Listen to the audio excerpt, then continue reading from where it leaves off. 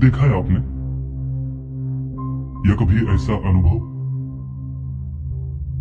मतलब अपने साथ घटी वो भयानक अकल्पनीय घटना कोई शब्दों में बयां नहीं कर सकता, लेकिन उस घटना से आपकी पूरी जिंदगी बदल जाती है। जिस जगह ये अजीब अनुभव आता है, उससे मन में डर सा बन जाता है। ऐसा ही एक अनुभव मैं बताने वाला हूं। रात के गए थे। करण और विक्रम फिल्म देखकर अपनी बाइक से घर के लिए निकले। उनका घर शहर से काफी दूर था। शहर से निकलते ही कुछ दूरी पर नदी के ऊपर बने पुल से गुजरते हुए उन्हें सुनसान सड़क से गुजरना था। उसके बाद 20 किलोमीटर का सफर, जिसमें 2 या 3 गांव से होकर जाते हुए दोबारा एक भूतिया नाले को पार करने के बाद 2 किलोमीटर पर उनका गांव था। पर ये जितना कहने को आसान है, उससे भी ज्यादा डरावना है। दोनों का सफर आराम से कट रहा था। फिल्म में देखी हुई बातें, हीरो हीरोइन की लव स्टोरी, मारधाड़ और फिर हैप्पी एंडिंग के बारे में दोनों बातें करने में मशगूल थे। उनका गांव अभी काफी दूर था। बाइक की पिछली सीट पर बैठे विक्रम ने कहा, भाई उस भूतिया नाले से गाड़ी जरा तेज चलाना। क्यों, क्या हुआ? अरे अब ये भी मुझे बताना पड़ेगा। अब गाड़ी भगाने को तो बोल रहा है, इसके लिए तुझे तो बताना पड़ेगा ना। मतलब तुम्हारे घर वालों ने या तुम्हारे दादा दादी ने कुछ भी नहीं बताया? क्या नहीं बताया? ज्यादा नाटक मत कर। आसपास के 10 गांवों के लोगों को पता है और तू अनजान बनने का नाटक कर रहा है। वैसे इस बारे में हम कल सुबह बात करेंगे यार, अभी घर चलते हैं, ठीक है? अरे कल किसने देखा है? और वैसे भी एक भले आदमी ने कहा है, कल करे सो आज कर, आज करे सो अभी। इसलिए तू अभी मुझे बताना क्या बात है। करण की ये बातें सुनकर विक्रम के चेहरे पर से हवाइयां उड़ गई थी। पिछली सीट हाथ बांधकर थोड़ा सिकुड़ कर बैठते हुए विक्रम ने कहा, भाई तू जो सुनना चाहता है मैं सब कुछ बताऊंगा, लेकिन उस जगह से जल्दी से निकलते हैं। करण ने विक्रम के चेहरे पर फैले डर को देखकर कहा, अबे साले, तुझे क्या लगता है मुझे कुछ भी नहीं पता? अबे मेरी माँ ने बताया था, भूतिया नाले के पास खड़े उस बरगद की पानी में उतरी टहनियों के बीच वो चुड़ैल रहती है। बस मैं तेरे मुंह से सुनना चाहता था। और एक बात, ये सारी बातें बकवास है यार, क्योंकि मैं आज तक इतनी दफा यहाँ से गुजरा हूँ, लेकिन मुझे आज तक कोई चुड़ैल नहीं दिखी। अरे भाई नहीं दिखती तो अच्छा ही है ना, बस आज भी ना दिखे ये कामना करते हुए वहाँ से तेजी से निकलते हैं, क्योंकि आज अमावस है और आज वो शिकार करने बाहर निकलती है। अमावस की रात होते ही अपने असल रूप में आते हैं और वो चेटकी उसका खून पीकर उसको खत्म कर देती है। दोनों बात करते करते भूतिया नाले से कुछ ही दूरी पर पहुंच गए थे।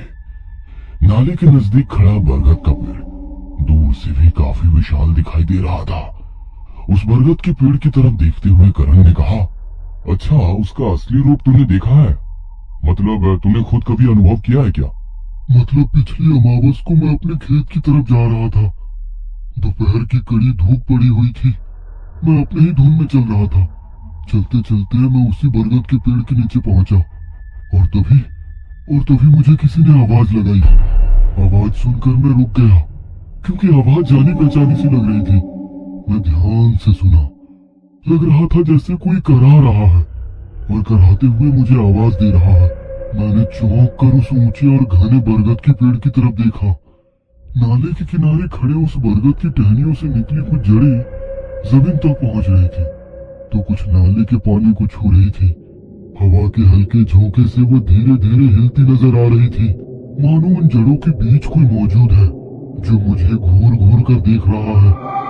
डर के कारण मेरा गला सूख गया था और दोबारा वही आवाज मैंने सुनी। इस बार अब मेरा नाम लेकर कह रहा था, विक्रम, विक्रम यहाँ से चला जा वरना मारा जाएगा, चला जा। वो आवाज मैंने पहचान ली। किसकी आवाज थी? रघुनाथ की, जो शहर में पढ़ाई के लिए गया था। ये रघुनाथ कौन है? हमारे गांव के आगे एक छोटी बस्ती में रहता था। हम स्कूल में एक ही कक्षा में थे। आगे की पढ़ाई के लिए वो शहर गया।